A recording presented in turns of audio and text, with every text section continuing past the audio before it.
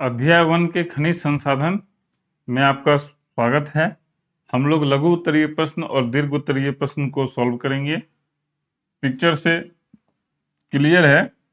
हम लोग खनिज संसाधन के बारे में बात करेंगे जो या तो पृथ्वी के गर्भ में मिलेगा या पृथ्वी के सतह पर मिलेगा। तो बिना किसी देरी का हम लोग आगे बढ़ते हैं।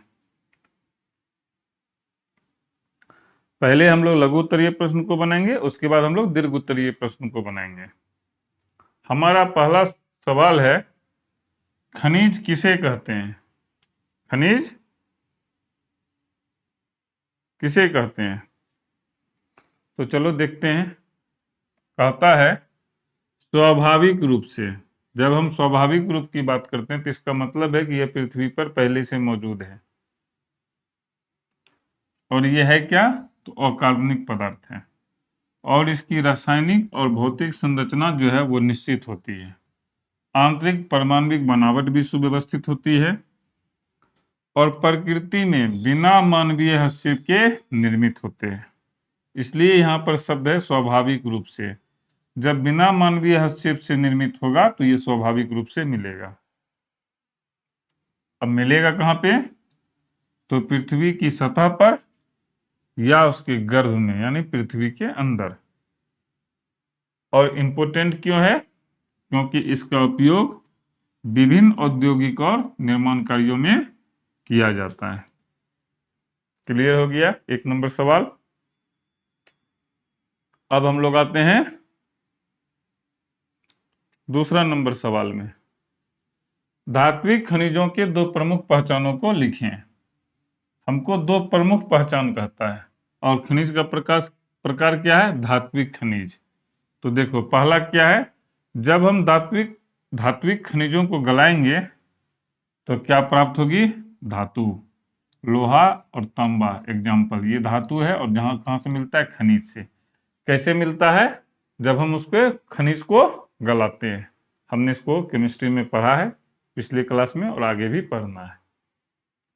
दूसरा है, ये जो खनिज होता है वो कठोर होता है और चमकीला होता है और जब इसको पीटा जाता है तो तार या अन्य आकृतियों में बदला जा सकता है।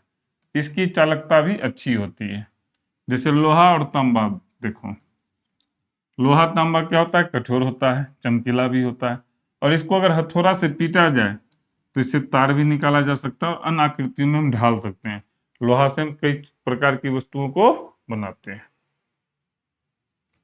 क्लियर हो गया 2 नंबर। आगे बढ़ते हैं, तीसरा नंबर सवाल में आते हैं। कहता है खनिज की विशेषताओं को उल्लेख करें। लघु उत्तरीय प्रश्न है इसलिए हमने क्या किया है? कम ही लिखा है। तो पहला विशेषता क्या है? स्वाभाविक रूप से पृथ्वी की परतों में पाया जाता है, यानी इसको बनाया नहीं जा सकता है, प्रकृति ने बनाया है और स्वाभाविक रूप से प्राप्त होता है। अगर हम जहां पर ये मौजूद है वहां जाकर खोजेंगे तो हमें मिल जाएगा। दूसरा, रासायनिक एवं भौतिक संगठन क्या है इसका? निश्चित होता है। तीसरा, आंतरिक परमाणविक संरचना नियमित और विशिष्ट होती है। चौथा, ये अकार्बनिक होते हैं और इन्हें पृथ्वी के घर से खनन द्वारा प्राप्त किया जाता है। चारों चीज को हमने पहले ही डिस्कस करके रखा है, उसी चारों पॉइंट को हमने एक एक करके लिख दिया है। समाप्त हो गया 3 नंबर भी। आगे बढ़ते हैं, चौथा नंबर सवाल में आते हैं। लौह अयस्क के 2 प्रकारों के नाम लिखें। लोहा क्या है? धातु है और खनिज से हमको प्राप्त होता है। तो वो जो अयस्क है उसका 2 प्रकार को लिखना है। एक है मैग्नेटाइट, दूसरा है हेमाटाइट। तो मैग्नेटाइट जो है यह सबसे उच्च गुणवत्ता का लौह अयस्क होता है जिसमें लोहे की मात्रा अधिक होती है, तो उसको हम लोग बोलते हैं मैग्नेटाइट। अब हेमाटाइट। हेमाटाइट के बारे में हम क्यों पढ़ रहे हैं? इसकी संख्या थोड़ा सा अपने देश में इसका जो है वो कम है। यह भारत में सबसे अधिक मात्रा में पाए जाने वाला लौह अयस्क है और इसका उपयोग बड़े पैमाने पर होता है। तो हेमाटाइट कहाँ पे है? भारत में। क्लियर हो गया 1 और 2। तीसरा क्वेश्चन है, लोहे के प्रमुख उत्पादक राज्यों के नाम लिखें। लोहा मिलता कहाँ कहाँ है? तो आते हैं, भारत में लोहे का प्रमुख उत्पादक राज्य है कर्नाटक, लौह खदानें हैं। झारखंड खनिज संपदा की दृष्टि से महत्वपूर्ण चीज है। उड़ीसा बगल में ही, झारखंड से सटा हुआ है, उड़ीसा भी बंगाल से सटा हुआ है। छत्तीसगढ़, गोवा तथा महाराष्ट्र। इन राज्यों में लौह अयस्क की व्यापक खदानें हैं। यहाँ पे क्या है, बहुत खदानें, खदान से लोहा को प्राप्त किया जाता है। और यही कारण है कि जहां लोहा रहेगा वहां लोहा से संबंधित उद्योग रहेगा। तो इस्पात उद्योग भी विकसित हुआ है। 5 नंबर भी समाप्त हो गया। छठा नंबर सवाल पे आते हैं, देखते हैं क्या है।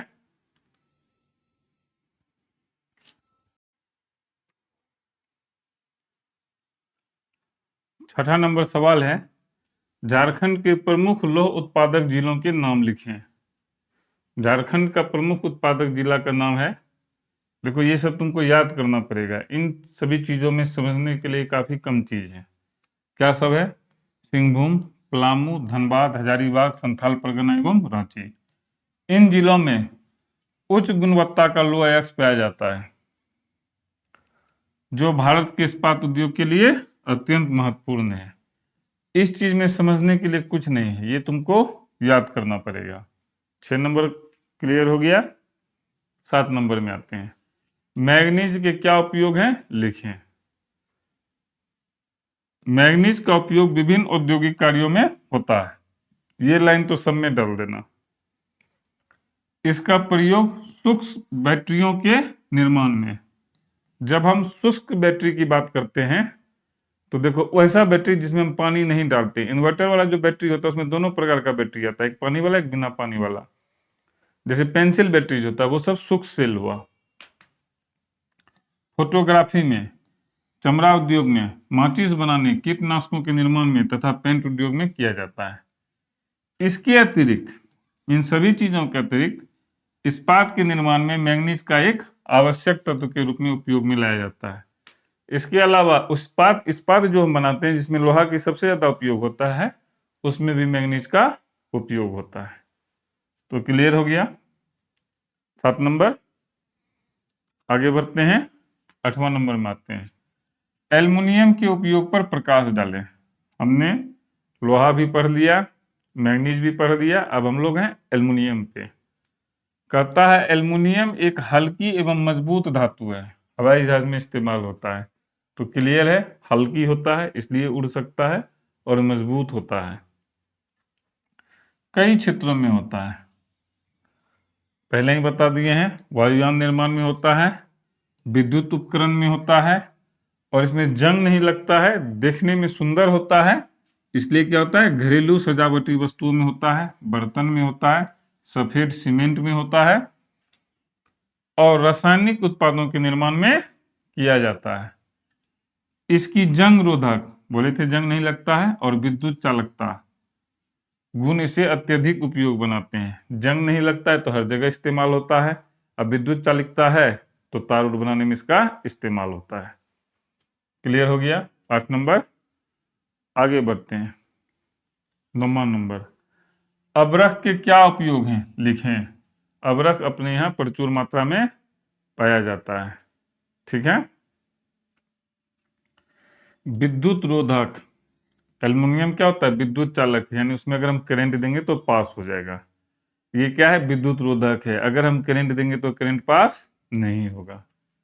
इसका उपयोग इलेक्ट्रॉनिक्स, विद्युत उपकरणों, खिलौना निर्माण, आयुर्वेदिक औषधियों के निर्माण तथा सजावटी वस्तुओं में होता है। अबरख की पारदर्शिता और पतले पत्तों में विभाजित होने की क्षमता इसे विशेष बनाती है। इसके अलावा इसका 2 और गुण है, पारदर्शिता यानी इधर से उधर देखा जा सकता है, और पतले पत्तों में इसको पीट करके निकाला जा सकता है, तो इसके लिए इसका और भी ज्यादा उपयोग हो जाता है। क्लियर हो गया। आगे बढ़ते हैं, अगला क्वेश्चन देखते हैं क्या है।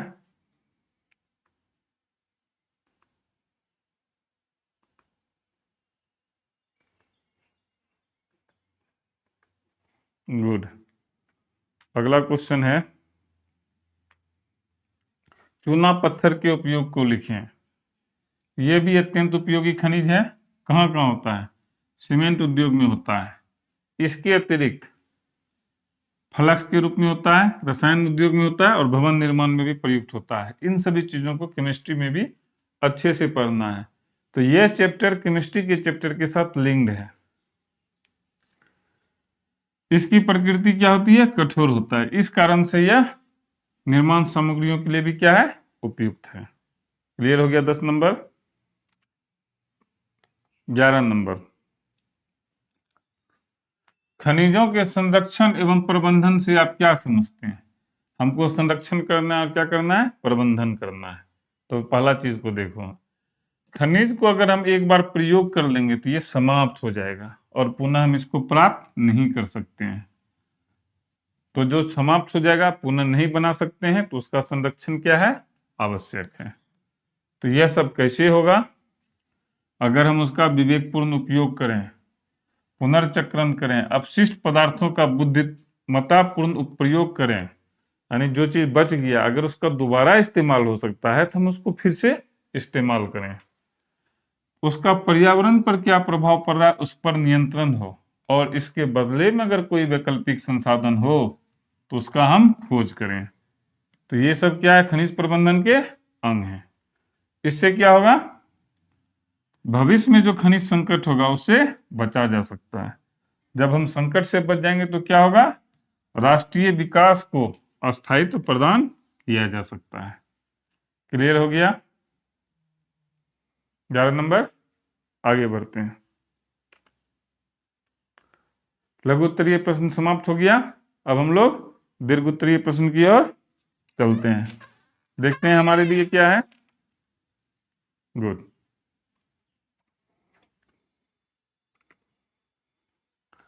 कहता है खनिज कितने प्रकार के होते हैं? उदाहरण विवरण दें। तो देखते हैं खनिज का कैसे पाया जाता है? प्राकृतिक रूप से। ये मानव निर्मित नहीं है, ये प्रकृति के द्वारा निर्मित है। और इसकी जो प्रकृति है वो क्या है? ठोस है, जिसकी भौतिक और रासायनिक संरचना भी निश्चित है और आंतरिक परमाणविक संगठन भी विशिष्ट होता है। खनिजों में कठोरता में भिन्नता होती है। अब देखो, हमने लिखा ठोस पदार्थ है, ठोस पदार्थ होने के कारण कठोर होगा। अब कठोर जो है ये सभी एक जैसा कठोर नहीं होता है, इसमें क्या होती है? भिन्नता होती है। कोई ज्यादा कठोर होगा, कोई थोड़ा कम कठोर होगा, कोई थोड़ा मुलायम होगा। जैसे हीरा, हीरा क्या होता है? अत्यंत कठोर होता है, और टॉल्क जो है वो बहुत ही मुलायम होता है। तो कहता है ऐसा क्यों होता है? ऐसा इसलिए होता है कि इन खनिजों के जो विविध है या विविध संयोजनों से चट्टानों का निर्माण होता है। इसलिए इसके संगठन के कारण, इसके परमाणविक बनावट के कारण दो मुख्य प्रकारों में विभाजित किया गया है। कितना में? दो में। ये है पहला और ये है दूसरा। पहला है धात्विक खनिज और दूसरा है अधात्विक खनिज। धात्विक खनिज क्या है? इसमें धातु का अंश पाया जाता है। धात्विक नाम से क्लियर है, धात्विक यानी धातु, और धात्विक यानी धातु नहीं पाया जाएगा, धातु नहीं पाया जाएगा। दोनों क्लियर हो गया। अब आते हैं, ये जो धात्विक खनिज है इसको भी दो प्रकार में बांटा गया है। एक है लोहयुक्त और दूसरा अलोहयुक्त। लोहयुक्त से क्लियर है, इसमें क्या होगा? लोहा की मात्रा होगा। और लौह से क्लियर है, इसमें लोहा का मात्रा नहीं के बराबर होगा। उदाहरण के रूप में लोहा लोहा होगा, मैग्नीज लोहा होगा, टंगस्टन लोहा होगा, निकेल लोहा होगा। इसमें आते हैं सोना लोहा नहीं होगा, चांदी तांबा टिन लोहा नहीं होगा। क्लियर हो गया। अब आते हैं अधात्विक खनिज में। कार्बनिक खनिज और अकार्बनिक खनिज। कार्बन, इसमें कार्बन होगा जैसे कोयला पेट्रोलियम, और कार्बनिक, इसमें कार्बन नहीं होगा जैसे अभ्रक और ग्रेफाइट। इस तरह से हम क्या देखते हैं कि धात्विक खनिज जो है प्रायः आग्नेय चट्टानों में पाए जाते हैं। दूसरा चीज निकालने में देखा गया ऐसा कि धात्विक खनिज हमको वहीं पर मिला जहां आग्नेय चट्टान है, और अधात्विक खनिज हमको वहीं पे मिला जहां पे अवसादी चट्टान है। क्लियर हो गया? एक नंबर। आगे बढ़ते हैं। दूसरा नंबर सवाल, धात्विक और अधात्विक खनिजों में क्या अंतर है? तुलना कीजिए। उसी बात को यहां भी लिख देंगे तो काम हो जाएगा। तो चलो फिर भी इसको थोड़ा सा अलग तरीका से लिखें। पहला तो लिख देंगे, मानव सभ्यता के विकास में अत्यंत महत्वपूर्ण है, दो वर्गों में बांटा गया है, धात्विक खनिज और अधात्विक खनिज। देखो, इसमें धातु का अंश होता है, इसमें धातु का अंश नहीं होता है। ये चमकीले तो ये चमकहीन, ये कठोर होगा तो ये भंगुर होगा, यानी इसको तोड़ा नहीं जा सकता, इसको तोड़ देंगे। तन्य होगा तो ये कम तन्य होगा, एक दूसरे का क्या होगा, उल्टा होगा। इन्हें पिघलाकर विभिन्न उपयोगी वस्तुएं बनाई जा सकती है। उदाहरण के रूप में लोहा, तांबा, सोना, मैंगनीज आदि। लोह युक्त खनिज में ये सब आता है। और इसमें अकार्बनिक यूनिट और इसमें कार्बनिक यूनिट दोनों का प्रकार लिख देंगे। ये तो लिख दिए। अब है कि इसका मुख्य अंतर क्या है, ऐसा कौन सा अंतर है जो इसको और इसको क्या करती है, अलग बनाती है। तो कहता है धात्विक खनिज से हम तार बना सकते हैं और चादर बना सकते हैं, जबकि अधात्विक खनिज से ऐसा हम कुछ भी नहीं करेंगे। इसको पीटेंगे तो ये पतला होते जाएगा, लेकिन इसको पीटेंगे तो ये टूट जाएगा। धात्विक खनिज का उपयोग हम औद्योगिक उपकरणों में करते हैं, जबकि अधात्विक खनिजों का निर्माण हम भवन निर्माण, सजावट और रसायनों में होता है। यही इस दोनों में मुख्य अंतर है। तो 2 नंबर भी समाप्त हो गया। अब हम लोग चलते हैं तीसरा नंबर में। भारत के विभिन्न खनिज पेटियों का नाम लिखकर उसका विस्तृत विवरण दें। देखो, खनिज पेटी हम क्या बोले थे, गर्भ में मिलता है, यानी पेट में मिलता है। तो खनिज कहाँ, खनिज का वो पेट कहाँ कहाँ है, वही चीज है। तो देखते हैं। पहला चीज, खनिजों का जो वितरण है वो असमान है, कहीं ज्यादा है, कहीं कम है, या कहीं साफ ही नहीं है। क्यों? क्योंकि यहाँ की जो भूगर्भीय संरचना है वो विविध है। अब बिहार में देखो मिट्टी है, झारखंड जाओगे पहाड़ है, हिमालय पर्वत पे जाओगे पठार है, छोटा नागपुर का पठार है, फिर जब तुम हिमालय जाओगे तो वहां पहाड़ है, समुद्र किनारे जाएंगे तो वो तटीय प्रदेश है। तो ये जो पूरी संरचना है भारत की, ये क्या है, विविध है। अब सवाल है कि खनिज मिलता कहाँ है, तो वही मिलेगा जहां प्राचीन चट्टान है। इसलिए जो झारखंड है वहां ज्यादा है, क्योंकि यहाँ पे प्राचीन चट्टान है। वो कौन सा वैसा चट्टान हो, आर्कियन, धारवाड़, अरावली, गोंडवाना और विंध्यन समूह में होती है। अब आते हैं, भारत को 3 प्रमुख खनिज पट्टियों में विभाजित किया गया है। इसको 3 प्रकार में बांट दिया गया है। पहला है पूर्वी पठारी क्षेत्र, दूसरा है पश्चिमी एवं पश्चिमोत्तर क्षेत्र, तीसरा है दक्षिणी पठारी क्षेत्र। 3 क्षेत्र में इसको बांटा गया है। तो एक एक करके पढ़ते हैं। पूर्वी पठारी क्षेत्र, देखो पहाड़ी नहीं लिखे हैं, पठारी लिखे हैं। पठारी क्यों लिखे, क्योंकि ये प्राचीन चट्टान है। इसमें झारखंड है, उड़ीसा है, छत्तीसगढ़ है, पश्चिम बंगाल है, मध्य प्रदेश है, असम आदि राज्य आते हैं। और इन राज्यों में मुख्य रूप से क्या मिलता है, कोयला, लोह अयस्क, मैंगनीज, यूरेनियम और अभ्रक। दूसरा है पश्चिमी एवं पश्चिमोत्तर क्षेत्र, तो इसमें राजस्थान आ जाता है। पश्चिम में है ना, ये सब जो है भारत का जब मैप देखोगे तो राजस्थान, गुजरात, महाराष्ट्र, ये सब पश्चिमोत्तर क्षेत्र में आता है। इसमें मुख्य खनिज है बॉक्साइट, अभ्रक, तांबा, जस्ता और सीसा। अब आते हैं दक्षिणी पठारी क्षेत्र, जो हम बार बार बोल रहे थे, दक्षिण का पठार। इसमें आता है कर्नाटक, तमिलनाडु, आंध्र प्रदेश, केरल आदि शामिल है। यहाँ लोहा, मैंगनीज, सोना, बॉक्साइट ये सारा चीज मिलता है। ये सब देखो याद करना पड़ेगा, ठीक है। याद करने का तरीका तुमको निकालना पड़ेगा, नहीं तो मैं निकाल के दे दूंगा। इन क्षेत्रों में खनिजों की उपलब्धता ने, अब देखो जहां पर खनिज होगा वहां पर उद्योग धंधा विकसित होगा। तो जहां खनिज था वहां उद्योग धंधा आया और वहां की आर्थिक स्थिति अच्छी हो गई, तो औद्योगिक विकास को क्या हुआ, वहां दिशा मिला। तो क्लियर हो गया 3 नंबर भी। आगे बढ़ते हैं, चौथा नंबर सवाल। लोह अयस्क का वर्गीकरण कर उसकी विशेषताओं को लिखें। लोह अयस्क का क्या करना है, वर्गीकरण करना है। तो देखो 3 प्रकार हैं, हेमाटाइट, मैग्नेटाइट और लिमोनाइट। हेमाटाइट को हम लाल अयस्क कहते हैं, मैग्नेटाइट को हम काला अयस्क कहते हैं, लिमोनाइट को हम पीला अयस्क कहते हैं। देखो इसमें लोहा की जो मात्रा होती है वो कितना होता है, 68% तक होता है, और ये भारत में सबसे अधिक मात्रा में पाया जाता है। यह कठोर होता है, भारी होता है, लाल रंग का होता है। लाल से क्लियर है क्या होगा, लाल होगा। भारत में इसका भंडार, अब सवाल है ये मिलता कहाँ कहाँ है भारत में। झारखंड में मिलता है, उड़ीसा में मिलता है, छत्तीसगढ़ में मिलता है, कर्नाटक में मिलता है। दूसरा आते हैं मैग्नेटाइट, काला अयस्क से दिखने में क्या होगा, काला होगा। तो इसका मतलब है लोहा का मात्रा क्या होगा, 60% तक होगा। और मैग्नेट क्या होता है, काला होता है। तो यह क्या होता है, चुंबकीय दृष्टिकोण से अच्छा होता है, यानी इसमें चुंबकीय गुण होता है। तो जिसमें चुंबकीय गुण होता है तो उसका इस्तेमाल होता है हमेशा शक्तिशाली स्टील निर्माण में होता है। भारत में इसका भंडार केरल में है, तमिलनाडु में है और कर्नाटक में है। अब आते हैं लिमोनाइट, ये क्या है, पीला अयस्क है। ये सबसे घटिया किस्म का होता है। इसमें लोहांश की मात्रा सबसे कम यानी 40% से भी कम होती है। यह निम्न श्रेणी का लोह अयस्क है और सीमित औद्योगिक उपयोग में आता है। क्लियर हो गया, हमने 4 नंबर भी पढ़ लिया। अब हम लोग आते हैं 5वां नंबर। भारत में जो लोह अयस्क है उसका वितरण एवं उत्पादन का वर्णन कीजिए, कहाँ कहाँ मिलता है। तो उसमें हमने क्या किया था, लोहा के आधार पे किया था, इसमें हम राज्य के आधार पे कर रहे हैं। तो चलो देखते हैं। प्रमुख स्थान रखता है 84% भाग जो है वो हेमाटाइट प्रकार का है। तो किस किस राज्य में मिलता है, सबसे पहले कर्नाटक आ जाएंगे, दूसरा छत्तीसगढ़ है, तीसरा उड़ीसा है, चौथा गोवा है और पांचवा क्या है, झारखंड में है। तो ये सब जो जगह है ना, देखो ये सब तुमको याद करना पड़ेगा, इसको समझने का चीज नहीं, ये जगह यहाँ मिलता है तो मिलता है। तो मैं चाहूंगा तुम लोग इसको याद कर लो, इस वाले को। 5वां नंबर हो गया। अब हम लोग आते हैं 6ठा नंबर में। मैंगनीज अथवा बॉक्साइट की उपयोगिता तथा देश में इसके वितरण का वर्णन कीजिए।